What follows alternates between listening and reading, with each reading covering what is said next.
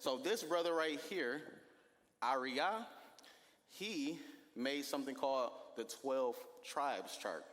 So that's when you downtown, you trying to have a good time with your wife, right? You walking downtown, and then the brother say, "Hey, brother, come on over here. Come over here, brother. You got time for it? Who is this? Where you lined up? What you African? What you? I'm black. All right, cool. So guess what? You Judah. That's what you are, brother. You are Judah.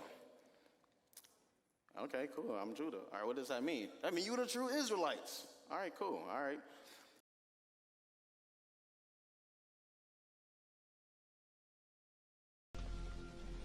Why do you wish to sail west? To open a new route to Asia. Asia is the richest kingdom, the land of spices and gold. At the moment, there are only two ways of reaching it. By sea, sailing around the African continent. The journey takes a year. Or by land. But the Turks have closed this route to all Christians. There is a third way. By sailing west across the ocean sea. The distance is unknown. It's said to be infinite.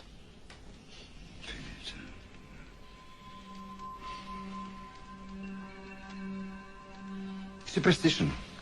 I believe the Indies are no more than 750 leagues west of the Canary Islands. How can you be so certain?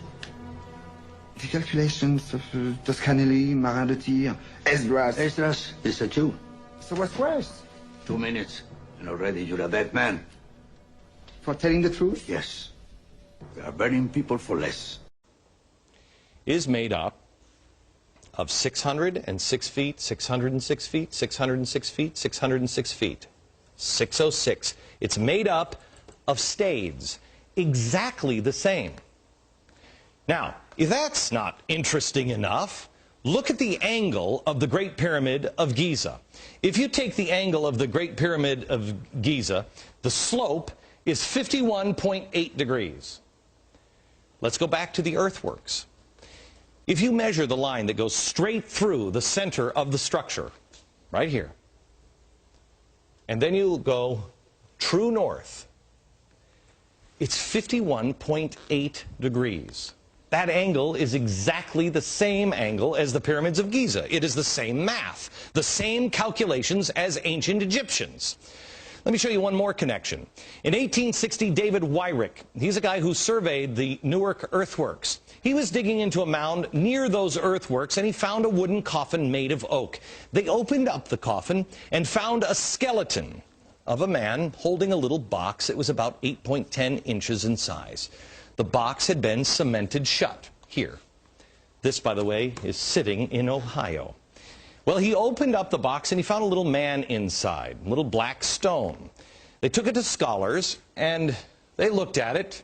The man seems to be carrying something, and there's writing here at first they couldn't recognize. The writing is, they thought in 1860, some sort of Hebrew. Well, finally, about 20 years later, they found some rabbis living in the area, and the rabbis looked at that, and they could read it. They said it was an old kind of block Hebrew, and it was a rendition of the 10 Commandments. Now, this is another piece. Block Hebrew, they said they'd never seen anything like it. Mainstream archaeologists at the time called this a hoax. But then in 1900, or just about after 1900, in Israel, they found the same block-style Hebrew writing. Mainstream archaeologists still dismiss the findings. They found it in Israel, and they found it in Ohio. But there was another stone that they found that they couldn't argue.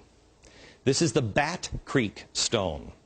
It was found during the course of an official Smithsonian evacuation. The Smithsonian didn't understand the meaning of the writing on the stone. They thought it was Cherokee, since it came from Cherokee country. They didn't realize that it's actually Hebrew. They had published this originally upside down. They threw it in a box at the bottom of the Smithsonian, put it in the basement.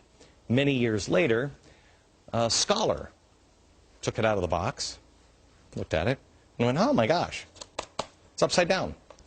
It's Phoenician, ancient Hebrew. So what's going on here? What is that about? Where is that history? I'll show you in a few minutes, and we're going to have a conversation. I'm going to show you some more things that the Smithsonian, science, government, commerce colluded to erase. By the way, I want to thank the directors of the documentary Lost Civilizations of North America for bringing these. Almost there. The final few steps can be tricky. Again, take your time. And here we are, the Decalogue Stone. Well worth the hike, enjoyable, scenic, and somewhat enigmatic all in one.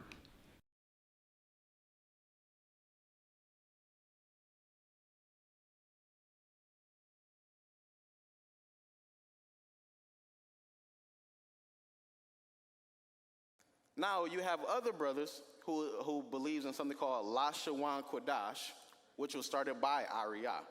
Now 𝗧𝗵𝗶𝘀 is a fake Hebrew language.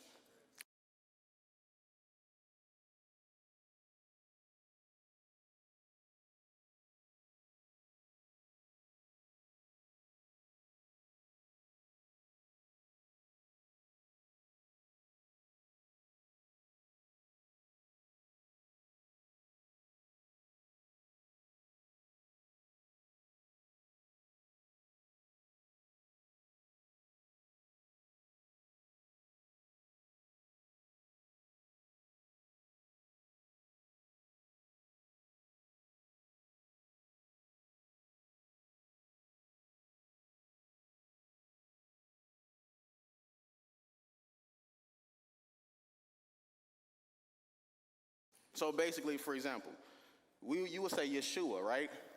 𝗧𝗵𝗶𝘀 would say you need to call him 𝗗𝗲𝗁. All right, yeah, 𝗗𝗲𝗁, right? Yeah, you got to call him 𝗗𝗲𝗁 because that was the language that 𝗖𝗂𝗁 made up. So that's when you talk to a lot of Camp Hebrew Israelites, they'll call him 𝗗𝗁. You know, they'll call him different names like that. That's what they call 𝗧𝗵𝗶𝘀. It's not real Hebrew. Let's go to the blue. I'm on the Blue Letter app. Let's go to the Strongs. Okay. When you go to the Strongs, you can look at the name Jesus. So like it. You look at the word name Jesus. And that means Jehovah is salvation. Or Jehovah is salvation. Okay. Now Jehovah. Alright. As you know, it's not his name. Okay? Jehovah is not the name of the Lord. All right? Because there's no J's in the Hebrew. There's no J's in the Hebrew. Okay? There's no V's in the Hebrew. There's no O's in the Hebrew. Okay? So that would say there is Yahweh. Okay? You replace the J-E with a Y-A. The H-O with a H-A, the V-A with a W-A, and the H. So this Yahweh, okay, which means he exists, okay, or he exists, all right. Because if I go into J-E, how do you got it? H-O, Jehovah. It says, "And I appeared unto Abraham, unto Isaac, and unto Jacob by the name of the Almighty power, but by my name Jehovah was I not known to them." Now, let's get it. Let's Exodus 6 verse 3. Exodus 6 verse 3. Okay? Now let's go into the Strongs now, right? Now let's go into Jehovah. Now, remember, a lot of these are just translations. Okay, so Jehovah is a translation, just like how Jesus is a translation. All right. Now, when you go into Jehovah, it means the existing one. Okay. So here again, you got up here for the pronunciation. Look how they say it. Strong's H 3068. Yehovah. You see? Because this is the Assyrian Hebrew. This is the Assyrian Hebrew. So they got E's, they got O's, they got V's. Now, as you know, everything that's in the we go by the Paleo Hebrew, which is the ancient Hebrew. Yahweh, you know what I'm saying? So at the end of the day, like I said, they got 𝗦𝗬𝘁. All right. Now the Paleo, the 𝗧𝗵𝗶𝘀, the pure tongue, which would be 𝗦𝗬𝘁. Okay, and then that V would be translated with a W, Yahweh. Yahweh. Okay? Because there's no O's, there's no V's, there's no Y's. And there's no J's in Hebrew. That's why they had Jehovah. Jehovah just translates to existing ones, and they got Yehovah. Now what you would do is, like I said, all you do is you're translating the YE into a YA. Because now when you go into the Hebrew alphabet, I'll show you myself. All right. The Hebrew alphabet here. Okay. You got A, Ba, Ga, Da, Ha, Wa, Za, Cha, Ta, Ya, Ka, La, Ma, Na, Sa, A, Pa, Tza, Kwa, Ra, Sha, Tha. You don't see any ye's. You don't see any ho's. Okay? So it's just simple. You're pronouncing, you're correcting, you're putting the proper words where it properly belongs to get the understanding of the name. Because they're already giving you, when you go into the blue letter, they're already giving you what Yehovah means. The translation for Yehovah just means existing one.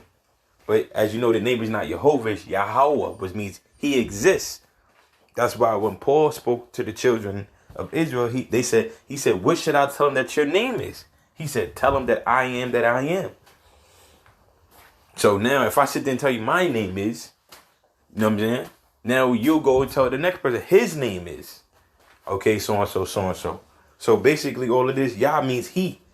Okay, so when they say Yah, this means he. And so basically Moses went back to the children of Israel and said, his name is the existing one. He exists. He is. Okay, that's why again, Jehovah, then it got the translation from, which means the existing one. The proper name of the one true power, as you know, I just went into the Paleo Hebrew. Paleo Hebrew. All right. Because the scriptures say what? It's a study. You got to do some studying. You know what I'm saying? There's no JEs here. All right. When you look into it, there's no JEs. All right. There's no JEs at all. All right. Okay. There's no JEs. There's no HOs. All right.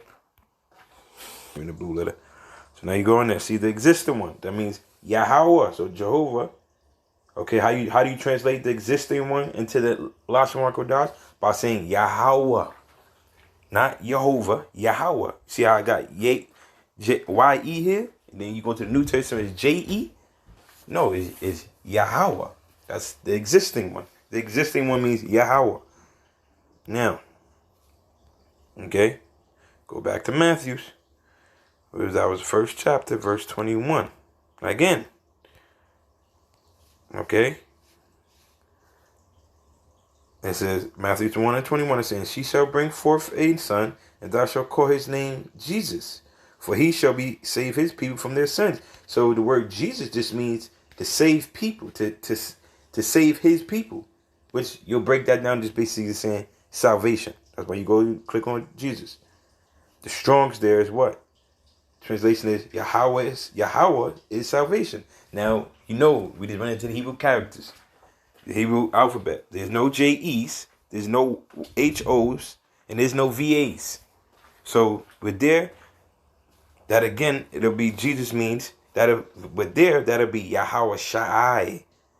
𝗕𝗏𝗁, because Yahweh, that's why the scriptures say what is his name and what is his son's name.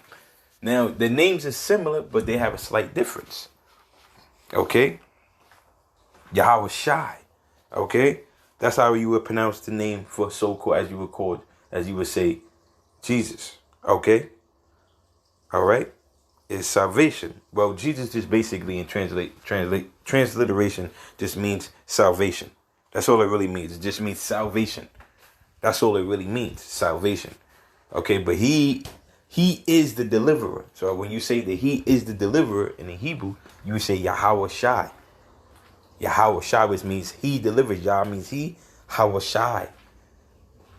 Okay, means delivers or salvation or saves. He saves, he delivers. Okay, that's why when you go into Acts 4, verse 12.